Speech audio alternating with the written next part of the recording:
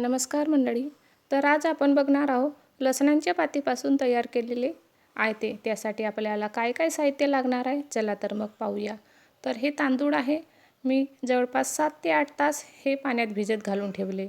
नंतर आपल्याला लागणार आहे 7 ते 8 मिरची, 2 टोमॅटो आणि लसणाची पात, थोडा कोथिंबीर, थोडी पालक आणि थोडीशी मेथी.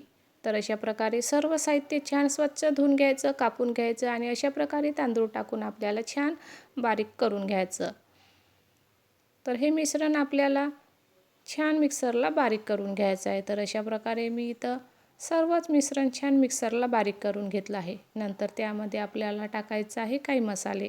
त्यासाठी आपल्याला लागणार आहे अर्धा चम्मच जिरं, अर्धा चम्मच हळद, 2 ते 3 चम्मच तिखट आणि चवीनुसार मीठ. नंतर आपल्याला टाकायचं इथं तांदळाचा पीठ. तर अशा प्रकारे सर्व साहित्य टाकल्यानंतर अगदी आपल्याला असं सरसरीत मिश्रण तयार करायचं आहे.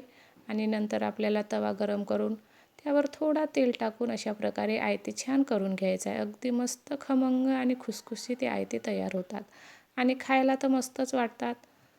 तर अशा प्रकारे आपल्याला तव्यावर आयतं टाकल्यानंतर अगदी थोडा तेल टाकून आणि अगदी 2 ते 3 मिनटं आपल्याला अशा प्रकारे शिजवून घ्यायचं आहे. अगदी झटपट होतात आणि सहज निघतात. तर अशा प्रकारे इथं आपले आयते तयार आहे. तर व्हिडिओ कसा वाटला मला कमेंट करून नक्की सांगा. आवडल्यास लाईक करा, शेअर करा आणि सबस्क्राईब करायला विसरू नका. चला तर मग पुन्हा भेटूया.